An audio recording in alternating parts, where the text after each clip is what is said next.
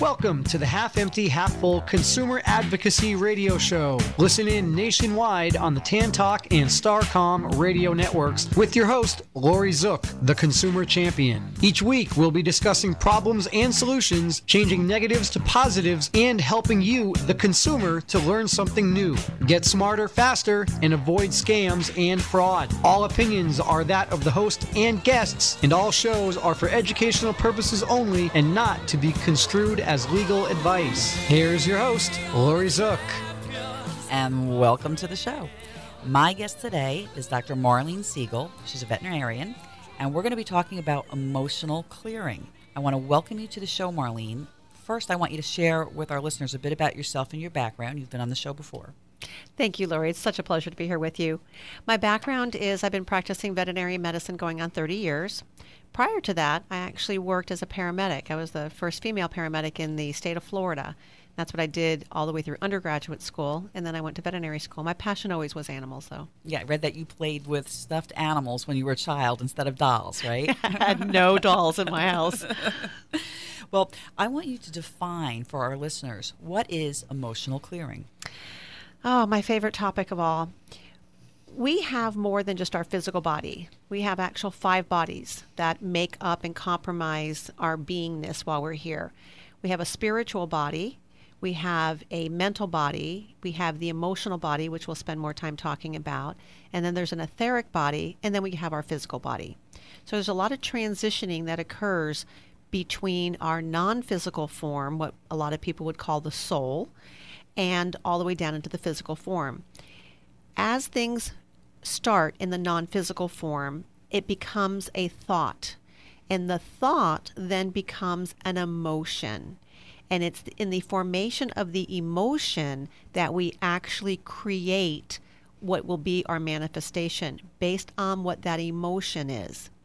So if you think of emotions as something tangible, you can see your fingers and your toes, they're solid, they're there. Our emotions have as much of a physical impact and as much of a resonance or a frequency as all the cells in our body. And if you think about it, remember a time when you were really, really upset about something, some horrifically bad experience. It could be the death or the loss of something or just something horrifically sad. And how did you feel at that time? For most of us, we're crying. We feel very heavy, very dense. It's a very low vibrating frequency that's generated by those negative feelings. Or even think of a time when you've been really angry or you feel like you've been betrayed by something and you can't get off the thought and you're actually playing it out in your head and you have all the dialogue going on and you're yelling at the person and you're in court pretending that you see what the judge is saying and you're just all into your story. And that has a frequency associated with it. Now that's interesting because I'm a musician, so I know like if I hum certain frequencies, they're more soothing than others. Oh, absolutely. So we have this frequency that's associated with our emotions. Now, the high vibrating frequencies, the good frequencies that we call good, are love, joy, gratitude, happiness. Those are your high vibrating frequencies. So now that I left our listeners in that low, yucky feeling, let's move into the nicer feeling. Okay. And so think about a time that was the happiest moment of your life. For moms, it may be the birth of their child and the first time they held them. Could be the day you got married or some other wondrous event where you just felt like you were on cloud 9 and you were so light and so airy and everything was in flow. So that's what motions are. They help us as a guidance system to figuring out, are we on path? Are we off the path? What happens is that we entrain emotions. Now, this is a physics principle. It's not in the woo-woo world. But we entrain these energies. So we've all been in an experience where you're around somebody who's really negative and they're just spewing all ugly stuff, and you just feel like you're dark and dirty when you get done. You just want to leave that person and you feel like you need to go get a nap. And then we've been in experiences where we've listened to, say, a really good motivational speaker, and you leave there feeling like you can just conquer the world. Well, what's happening is we're in training to the energy of that person, negative or positive, but we're in training to that. So let's tie that into with the pets. How does that work? Who do we go home to when we are feeling sad or angry or frustrated, who gives us that unconditional love that comes up and licks our face or rubs up against our body and is just there while we pour out our heartfelt sadness and we cry and we hold them? Our pets. So they are in training to these energies. Now, I don't want anybody to feel guilty that they created something bad in their pet.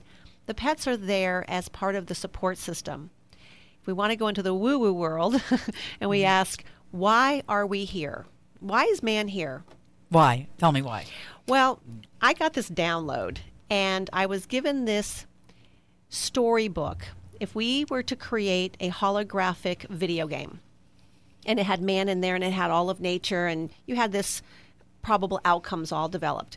If the programmer decided to erase all of nature, the animals, the insects, the clouds, the water, all of that, would man be able to survive with nothing else, no nature at all? I don't think so. Doesn't seem like it would, right? But if you were to put everything back in and erase man, and you left all of nature there, the animals, the insects, all of the beauty that we look around, hopefully we all see it every day, it would go on just fine without us, probably a little bit better. So my understanding then was that as we are going through our experience in this world, which is a experiential realm, we're here to have those experiences. We're here to have emotions flow through us. They're not designed to get stuck in us. We're designed to actually have the experience and then move through that experience. Does that make more sense? It does. So when you move through the experience, when you come out of the other side of that experience, you've now transmuted that energy, and hopefully it went from a low vibrating, not so nice frequency to a high vibrating frequency. We oftentimes hear people say, oh, what was the silver lining in that? We look back at our past experiences, and even though some of them were challenging, most of us can say, I'm a better person for having had that experience. Okay? So now, how do the animals come in and play with this role? What if, and I'm just throwing it out there as a possibility, what if all of nature was out there to provide us with the clues, the markers, the hidden messages? They're not so hidden, they're really right out there in the open, to whether or not we are on our path. And our path is that of creation. We're out here to have experiences and to use all the tools around us to have those experiences. But I think the game is about taking the low vibrating frequencies and shifting them to the higher vibrating frequencies. And when we can do that, then the experience takes on a whole new connotation. You're not a victim to anything anymore. You are the one that is responsible 100% for your feelings and your emotions and your perceptions of those feelings. So our pets come as either a mirror, and the challenges that they present in the medical world always have a direct connection to what is going on in the physical world emotionally of the owners. Okay. Always that connection. The other thing, in addition to mirroring information back, is that they entrain information. They help us to navigate this heavy denseness of this world, and they also channel information. So I will get these inspirations. I don't really know where they come from. I just allow them to come through, and I'll get this message or understanding, and when I express that to the owner, it is always dead on. Well, I think that's great, and I'm going to mention a little story because you helped me with something. Now, was I skeptical? Yeah, absolutely. I'm always skeptical because you don't really know if you don't know what this is. And you helped me through an issue. I had a problem with someone in my past that I just could not let go. And whenever I would think of it, it just made me tense up, tighten up, and be miserable, for lack of better words. Yeah, you were in your story for sure. Oh my gosh, I couldn't let it go. And as we went through the process, I was amazed afterwards. I haven't given it a second thought. It was interesting because at the time we were doing it, you didn't even realize you were going through a process of letting it go. But basically what we were doing was reprogramming your subconscious mind. And we were taking a computer. If you want to erase a document on your computer, do you just look at your computer and say, show me a document? No, you have to figure out which document you want. So part of our process is actually identifying what is the program that's playing. What's the document? What is it that you're stuck on? It's the same record that's in the same, it's in the same groove. It's like the same song playing over and over in your head and not letting it go. And for most people, once they identify the document, once they identify the story that they're playing, if they think about it, they'll realize they've played that story over and over and over again. So what I do is I help them to identify it, and then I help them to rewrite the program. Because after all, what is a belief? A belief is a thought that you keep having. Doesn't mean it's right, doesn't mean it's good or bad. It's just the thought that you keep having. If that thought is not serving you and moving you to a better place, i.e. creating emotions that help you feel like you're in flow, then that thought is not supporting you. That is your navigation system that says make a U-turn or make a right-hand turn, depends on how far off the path you are, to get back on to the part that makes you feel good, that you're serving, you're happy, you're feeling joyous, you're not a victim, you're actually the victor. You're moving through creating. And that's the goal that we're looking for as human beings. We are being in a world of vibration. And when we create the vibration in us, then we attract those vibrations. All right. I don't want you to go anywhere. We're going to go to a quick commercial break, and we're going to continue talking about this. Thanks.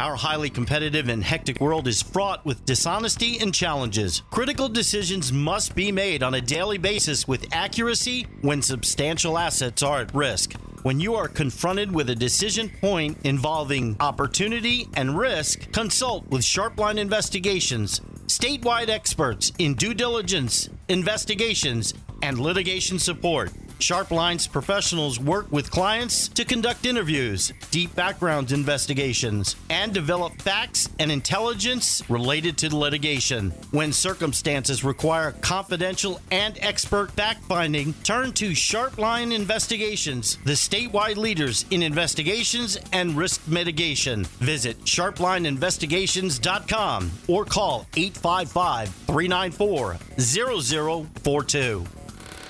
Our highly competitive and hectic world is fraught with dishonesty and challenges. Critical decisions must be made on a daily basis with accuracy when substantial assets are at risk. When you are confronted with a decision point involving opportunity and risk, consult with Sharpline Investigations, statewide experts in due diligence, investigations, and litigation support. Sharpline's professionals work with clients to conduct interviews, deep background investigations, and develop facts and intelligence related to litigation. When circumstances require confidential and expert fact-finding, turn to Sharpline Investigations, the statewide leaders in investigations and risk mitigation. Visit sharplineinvestigations.com or call 855-394-0042.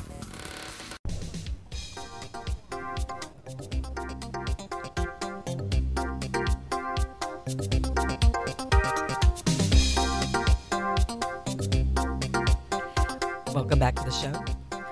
I'm speaking today with Dr. Marlene Siegel about emotional clearing. Now, my co-host Jeff, he's got a question for Marlene and a comment. Marlene, when people get into an obsessive mode over a problem, a loss, or whatever you were talking about, a happy place or a bad place, or the vibrations are low or high, no matter what it is, the obsession can be intoxicating. And when that happens, how do people get out of that and realize that now they're just really reliving something because it actually feels good, even though it hurts at the same time? Well, what we're talking about is momentum. If you had a car at the top of a hill and you wanted to stop the car from rolling, if you caught the car at the very top of the hill when it just started rolling, there's not much momentum there, and you would have a fairly easy time stopping the car, correct? But if you allowed that car to start going down the hill, and it's gathering momentum, more and more and more momentum, and all of a sudden you decide to stop the car halfway down the hill. You have inertia. You are going to be a pancake. There's no way you're going to stop that car. And that's what happens with our thoughts. When we start on a thought that is not serving us, we're putting our attention on something that is not positive. It's really not the outcome that we want. And we start creating more and more and more momentum. So what we want to do, instead of putting our attention on what doesn't feel good, I know it sounds crazy, but the easiest thing to do is change your thoughts into something that is more positive. So think about something that makes you feel good, even if it's totally off the topic. I had a little boy that I was giving a horseback riding lesson to, and this happened yesterday, and he got really frustrated. And he was only 8 years old, and he's been riding for all of a month and a half. And he was trying to get the horse to move over to the rail and stay on the rail. And she kept moving in, and he just couldn't make her move over. And he got so frustrated, he had a little meltdown. And I walked over and I asked how he was feeling, and he said, "I'm frustrated." And we had this conversation about, well, you have a choice. You can stay frustrated and you can have a miserable end of the lesson, or could you change your thoughts and your emotions and have a different perspective? So I ended up getting him to tell me that he liked to go swimming. And I had him describing to me what the water felt like, what he was doing in the water, what games he was playing, how it felt when he was laying on the float. And you could just see his whole countenance change, his facial expressions change. He got more relaxed, the crying stopped. We finally got through that, and ultimately I had him go right back out there on the horse, and he rode the rail perfectly. So most of what was coming from was the frustration that he was having from whatever was going off in his little subconscious brain. He tried to blame the horse. She's making me frustrated. And it was cool to take an 8-year-old child and teach him the lesson that nobody can make you feel any way unless you allow that. And that's something that I think you should be teaching other parents and teachers in how to deal with that with kids. It was a phenomenal life lesson. His mom, very spiritual, very health conscious woman. She got it, I got it, he got it, and it was one of those life lessons that is going to be priceless for him, because now he has a tool that whenever he recognizes a feeling that he's having, A, he knows he created it, and B, he now knows he has a tool on how to redirect that, how to move into a better feeling, leaving the momentum of the frustration and moving into a different energy. And the whole thing dissipated and changed. Do you think the horse picked up on his frustration and caused that yin-yang going back and forth where he felt bad, he was frustrated, the horse got frustrated? Do you think that happened? Oh, I believe that does happen quite a bit. I don't know that the horse was feeling the frustration in his sense, but certainly she can feel the negative emotions. The tenseness. Right. And so she's out there going, well, what do you want me to do? I don't get this. And the vibration. Absolutely. His vibrations were negative. Animals pick up on that, and that was the frequency she picked up on. Absolutely. It's okay. Incredible. Now, on the break, we were talking a little bit, and I asked you about how emotional clearing relates to hypnosis. And would you want to give the answer to that? Oh, I love this topic. So what we are actually living in currently is the state of hypnosis. Hypnosis is just the power of suggestion. It's when your subconscious mind allows a message to keep playing. When we are born through about the age of 7, our brain is in a theta brainwave. That's a frequency that hypnosis actually works in. So what happens is, as children, we're seeing our environment. We don't really have judgment about it, but we're just recording all the things that we see. We're recording our parents' reaction to relationships, to money, to work, to stress. We're looking at relationships from our siblings, from our friends, from our caregivers. And all of this gets recorded in this subconscious mind. Now, is that making those memories up to the time you're 7 your core beliefs? In other words, because you're not really passing judgment, you're too young to really know what judgment is. So would that set the stage for me, for example, all those things that happened, my parents were fighting, now I think, hey, all relationships are just like my parents, because that becomes the norm. Yes, it becomes your blueprint. Like, my mother had scarcity issues. My mother never had enough liquid cash. My dad wasn't allowed to invest money into anything. And I recognized, as I became more conscious, I recognized that scarcity pattern in me. And once I could recognize the conversation, I could recognize the pattern, I knew the document, then I could identify that that document was not mine. That did not come from my authentic soul. When I realized that, I was able to release that through a variety of techniques, and now I have a whole different outcome. Just like what you released with your anger, you released that subconscious program that's running. If I took a recorder and I recorded a piece of information, every time I hit that play button, I'm going to get the same piece of information. That it's just playing back what it recorded. And I can yell at it as much as I want. It's not going to change until I rewrite the program. So that's why a lot of kids have anger issues, because that's what they grew up with. So it's like a pre-recorded book, so to speak. And now you have to recognize, hopefully when you get older, what the issues are, so you can say, "Oh, wait a minute, that's really my father's voice talking." Absolutely. And I know sometimes I do that after the fact. It's trying to catch it before it happens. Well, it gets even more interesting than that, because if you believe in reincarnation, then, and I do, I believe that we've been here many, many times. We pass on those emotional traits that get stuck, the ones that don't go through us, they get passed on to the next generation and the next generation and the next generation. Do we also carry them with us to the next life, those frustrations, that broken record? Absolutely. That's what I was just referencing, is that when I'm doing energy clearing, I'm actually testing to see if the energy that I'm clearing, was it from this current lifetime, or was it from past lifetimes? And was it from the maternal side, the paternal side? How many generations back does it go? And it's really neat when I'm able to go back to a point where the person actually can verify some of those emotions and get it. I had one dog where a trapped emotion had to do with abandonment.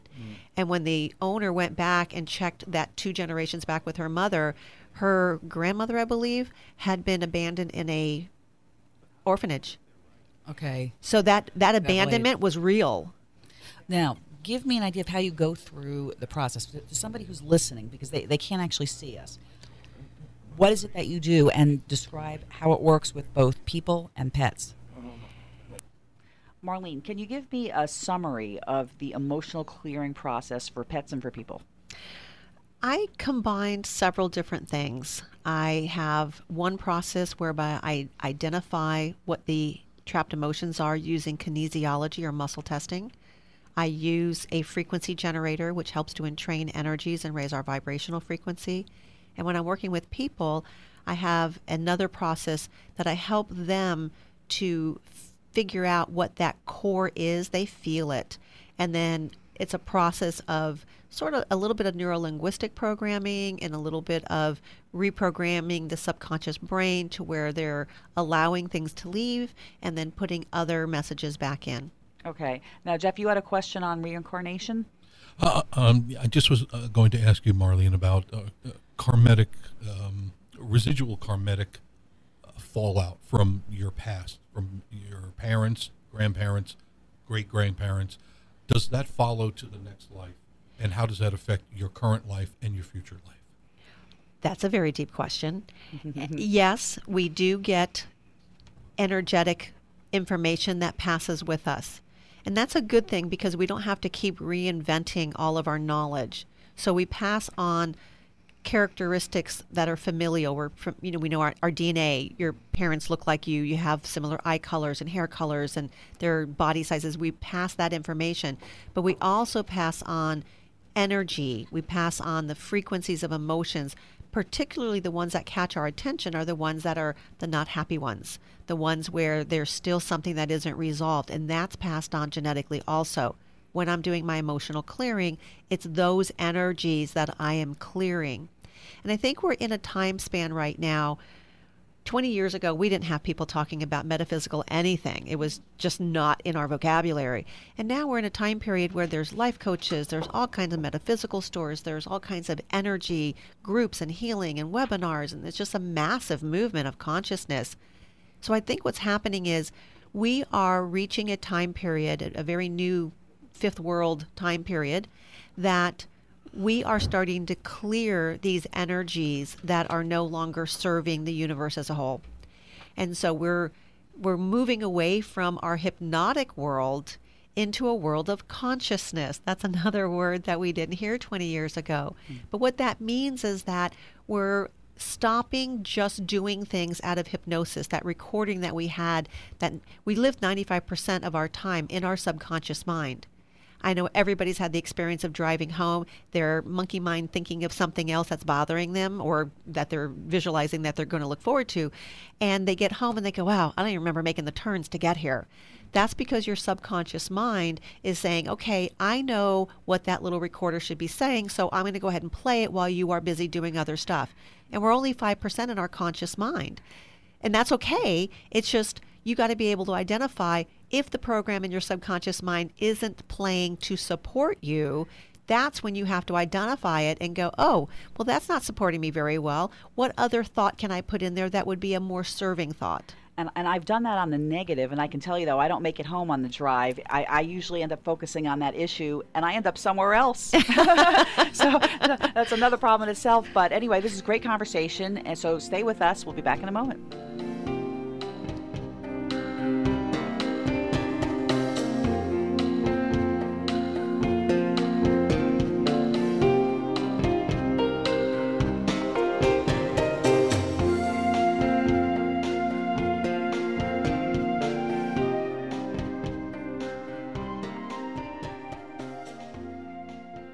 Our highly competitive and hectic world is fraught with dishonesty and challenges. Critical decisions must be made on a daily basis with accuracy when substantial assets are at risk. When you are confronted with a decision point involving opportunity and risk, consult with Sharpline Investigations, statewide experts in due diligence, investigations, and litigation support. Sharpline's professionals work with clients to conduct interviews, deep background investigations, and develop facts and intelligence related to litigation. When circumstances require confidential and expert fact-finding, turn to Sharpline Investigations, the statewide leaders in investigations and risk mitigation. Visit sharplineinvestigations.com or call 855-394-0042. Are your credit reports a mess? Are debt collectors hounding you? Maybe you're in foreclosure or headed towards foreclosure and don't know where to turn. It's time to stop panicking. Take back control of your life. Make the first step by calling Credit Education Consultants today at 813-500-6064. That's 813-500-6064. Mention the word radio for a free 15-minute consultation. Don't delay. Call today.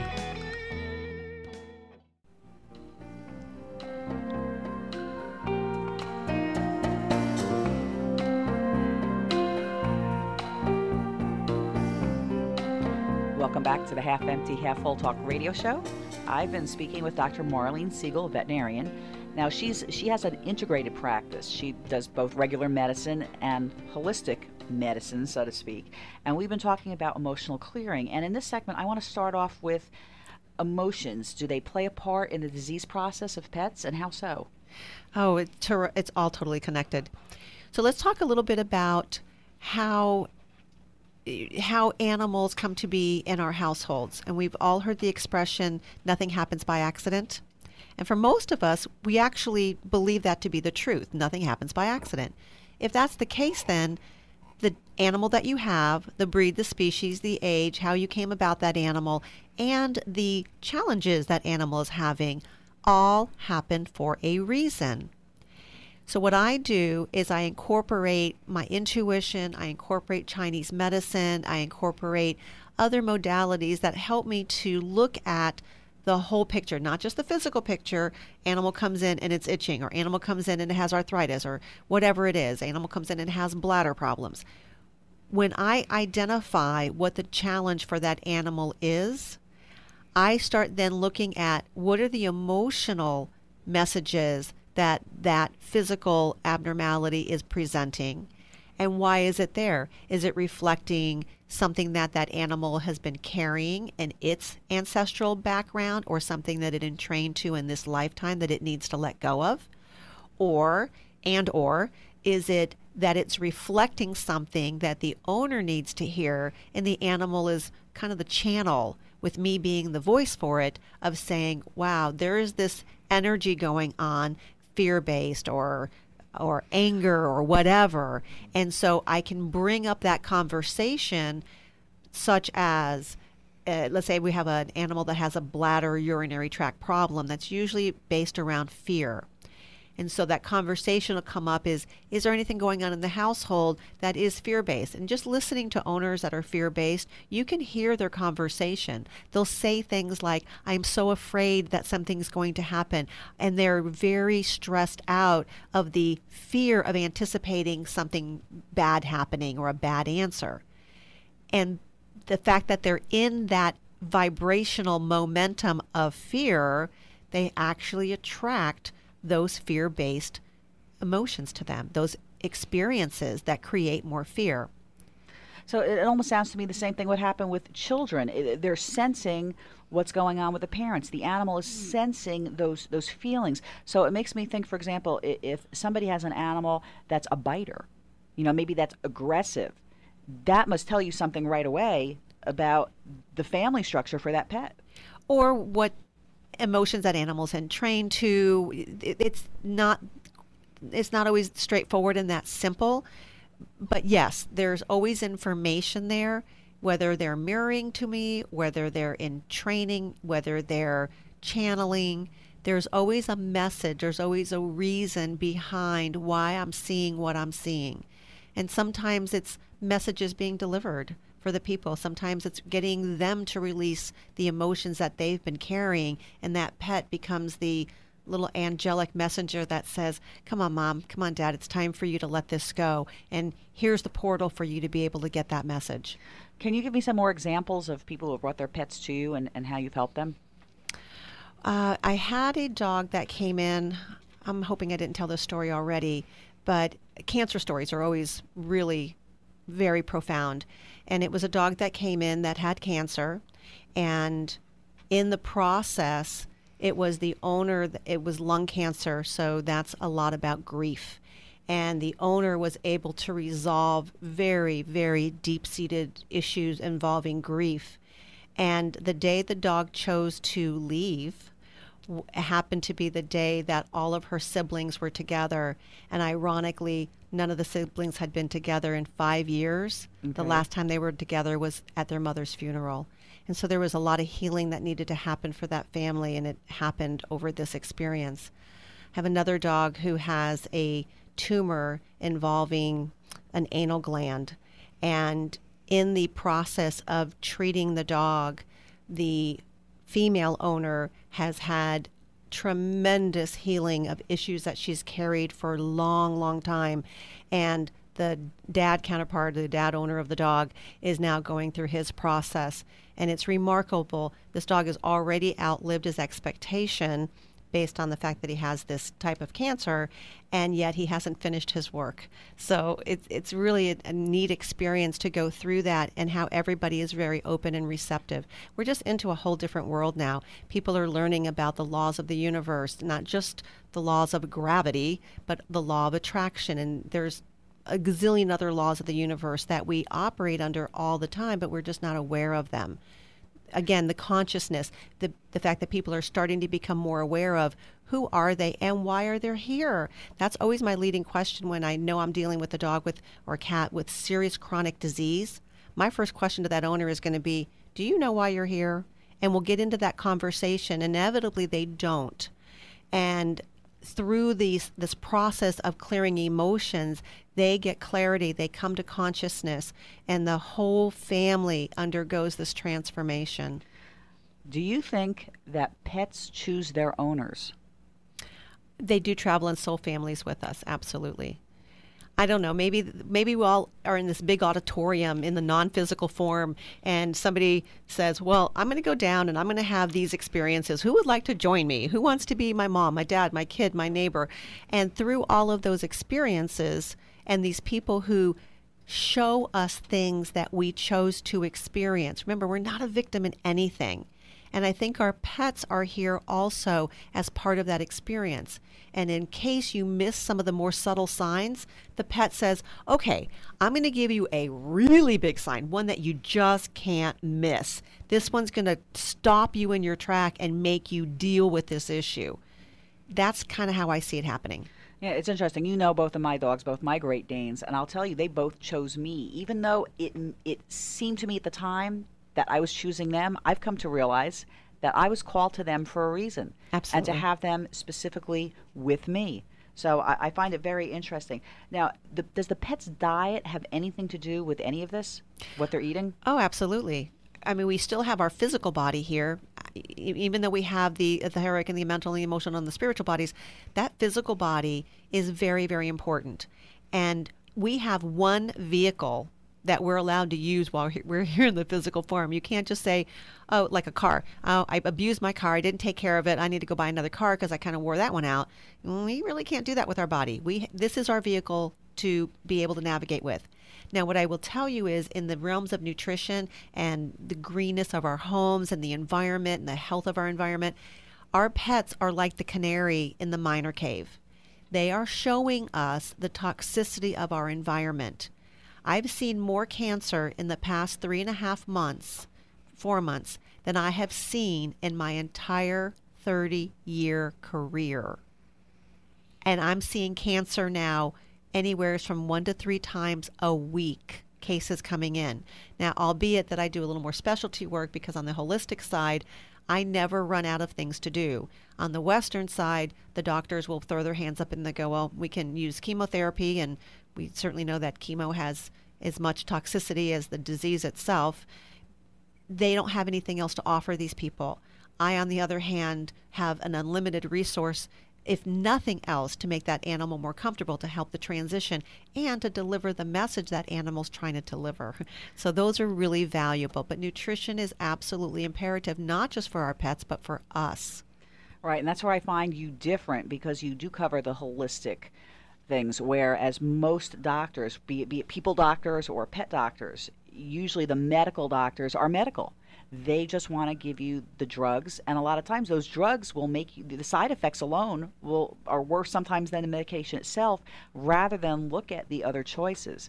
So stay with us. We're going to come back for the last segment in just a second. Did that go well?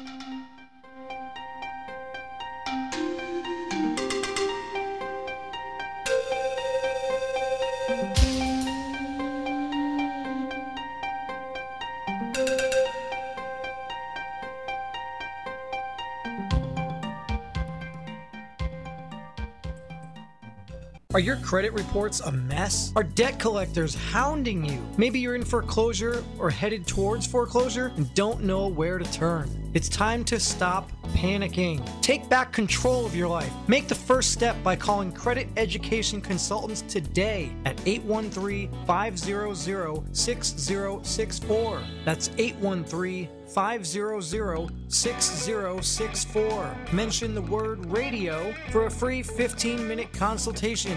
Don't delay. Call today. Our highly competitive and hectic world is fraught with dishonesty and challenges. Critical decisions must be made on a daily basis with accuracy when substantial assets are at risk. When you are confronted with a decision point involving opportunity and risk, consult with Sharpline Investigations, statewide experts in due diligence, investigations, and litigation support. Sharpline's professionals work with clients to conduct interviews, deep background investigations, and develop facts and intelligence related to litigation. When circumstances require confidential and expert fact-finding, turn to Sharpline Investigations, the statewide leaders in investigations and risk mitigation. Visit sharplineinvestigations.com or call 855-394-0042. Hello, I'm Jim Velasquez. Does getting a lousy 1% on your CDs make you sick to your stomach? Inflation is hovering at 3%, so what's really happening? Allow me, Jim Velasquez, to send you my free report. If you haven't reviewed your CDs in a while, don't get this report. It will break your heart. If you want to fight back and beat the bank, text RETIRE to 72727 for this free report. Let's beat the bank. Text RETIRE to 72727 for your free report.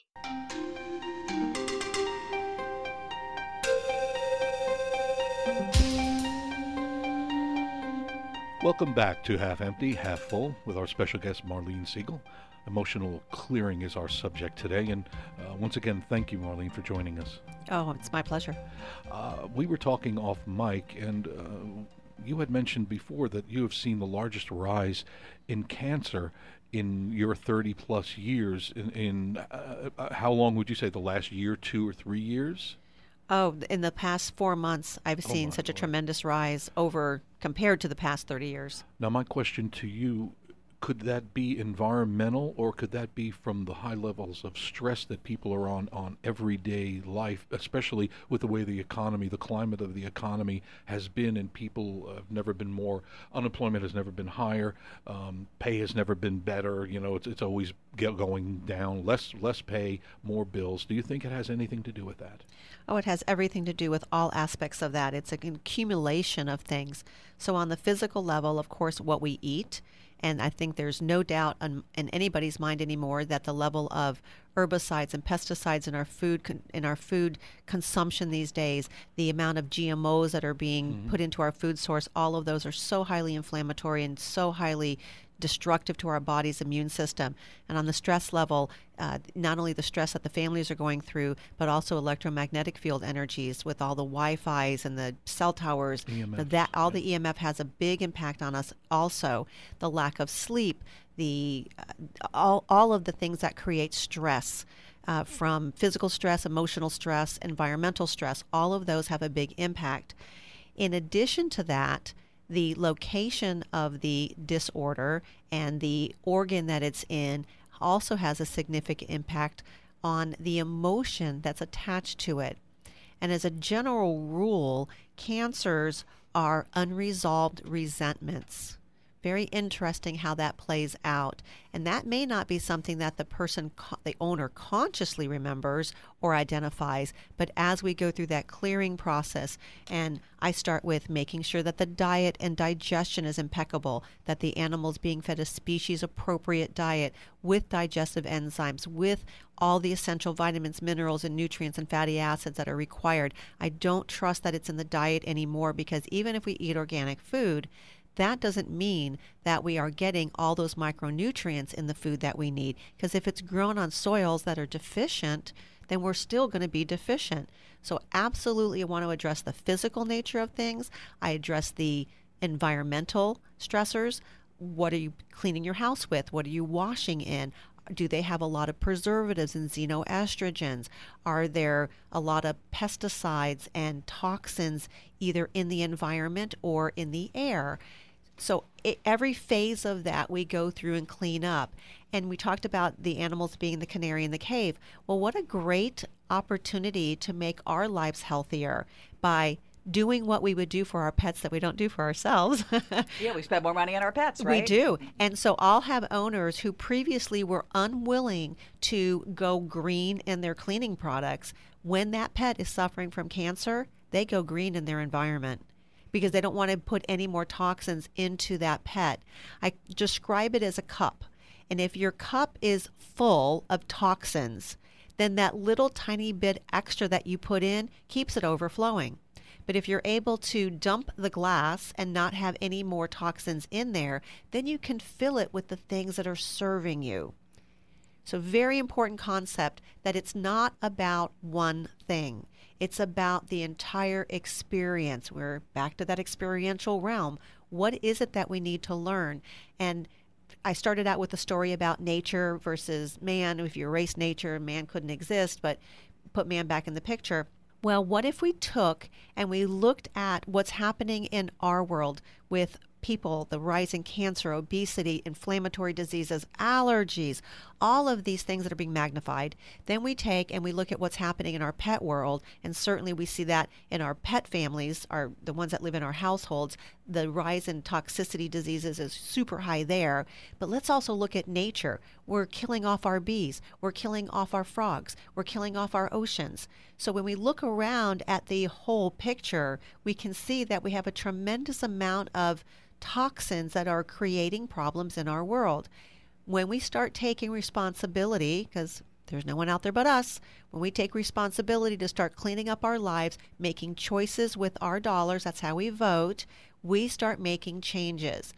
Some of the cool things that we've seen, Hershey's, the chocolate factory company, has just announced that they are going to all non-GMO sugar. How amazing is that? Panera Bread just came out with a whole thing that they're removing all the chemicals and artificial ingredients from their food. Chipotle, all GMO-free products. We are making a difference in choosing what we are willing to be poisoned with. There's no reason to have that. No, but it's reverse PR when a company announces that. Why doesn't our government shut off all the GMOs to begin with? Most people don't even know what it is, and that's what you're being poisoned with over all of these years. Well, let's not have the That's feds a knocking whole on our nother- doors. Another But show. that's a whole show. You got Yeah. big pharma. Here's the That's- part that Yeah. it's all about money. So here's the part that we have control over. When people come in with a pet, let's just say cancer, and any degenerative disease, but we'll use cancer right now because we see so much. They are willing to do almost anything to fix that disease. But why do we have to wait till that disease is in our face?